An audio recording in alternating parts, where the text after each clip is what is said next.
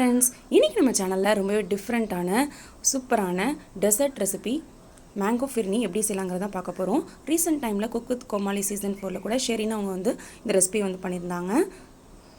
இஃப்தார் special ரெசிபியான இந்த mango ஃபிர்னியை இப்போ வாங்க எப்படி செய்யலாங்கிறத பார்க்கலாம். அதுக்கு நான் இன்றைக்கி 2 ஸ்பூன் அளவு பாஸ்மதி ரைஸ் எடுத்திருக்கேன். இப்போ இது பவுலுக்கு மாற்றி நல்லா 2-3 தடவை வாஷ் பண்ணி எடுத்துகிட்டு வந்துடலாம். கொஞ்சமாக தண்ணி ஊற்றி இது ஒரு அரை மணி நேரம் ஊற வச்சிடலாம். ஊறினதுக்கப்புறமா இந்த மாதிரி ஒரு வெள்ளை துணி அல்லது டிஷ்யூ பேப்பரில் தண்ணி எல்லாத்தையும் வடிச்சிட்டு இந்த மாதிரி ஃபேனுக்கு அடியில் நல்லா அதை ட்ரை பண்ணி விட்டுருங்க. இந்த அரிசியில் கொஞ்சம் கூட ஈரம் இருக்கக்கூடாது. ஃபேனில் வச்சாலே போதுமானது, வெயிலெலாம் வைக்கணும்னு தேவையில்லை. பாருங்கள், இப்போ நல்லா தண்ணியெலாம் வற்றி ட்ரை ஆகிடுச்சு. நெக்ஸ்ட் இந்த அரிசியை மிக்ஸி ஜாரில் மாற்றி ரொம்ப நைஸாக இல்லாமல் கோர்ஸாக ரவை பதத்துக்கு நான் அரைச்சி எடுத்துகிட்டு வந்துடுறேன். பாருங்கள், இந்த அளவுக்கு கோர்ஸாக கிரைண்ட் பண்ணி எடுத்துக்கோங்க. அப்போ தான் மேங்கோ ஃபிர்னி டெக்ஸ்சர் நல்லாயிருக்கும். ஸ்டவ் ஆன் பண்ணிவிட்டு ஒரு கடாய் வச்சுக்கலாம். இப்போ நான் இதில் 400 ml அளவு ஃபுல் ஃபேட் மில்க் எடுத்திருக்கேன்.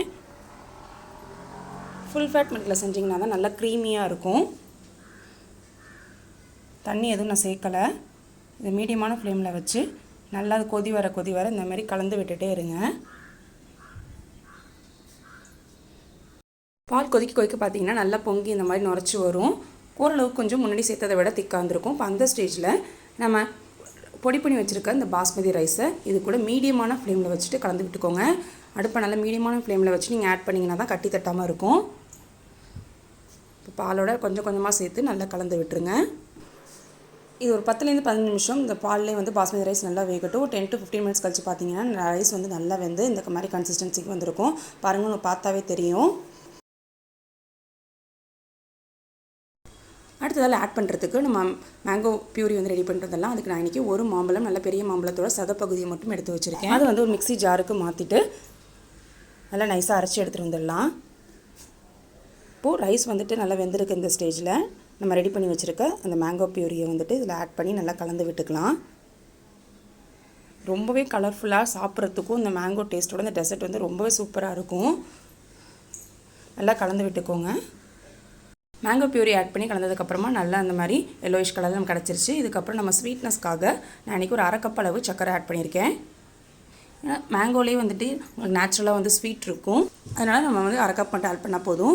கூடவே வாசனைக்காக 2 ஏலக்காய் நல்லா க்ரஷ் பண்ணி ஆட் பண்ணியிருக்கேன். நீங்கள் ஏலக்காய் பொடி இருந்தாலும் தூவிக்கலாம். இல்லை அப்படின்னா நீங்கள் குங்குமப்பூ இருந்துச்சுன்னா கூட நீங்கள் அதை ஊற வச்சு கூட கலந்துக்கலாம். உங்கள் இஷ்டம்தான்.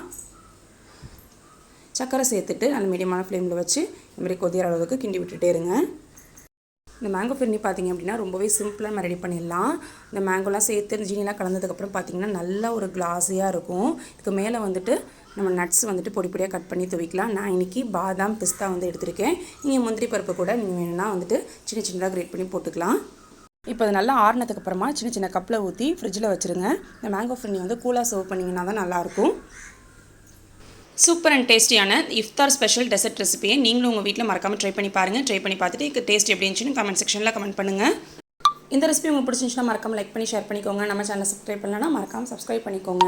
இந்த மாதிரி நிறைய டெசர்ட் ரெசிபிஸ் நான் ஆல்ரெடி நம்ம சேனலில் அப்லோட் பண்ணியிருக்கேன். அந்த ரெசிபிஸ் நான் ஐகார்ட் ஐ பட்டனில் தரேன். இப்போ வேணுங்கிறவங்க செக் பண்ணி பாருங்கள். நம்ம சேனல்லையும் போய் விசிட் பண்ணி பாருங்கள். அது வரைக்கும் டேக் கேர், பாய்.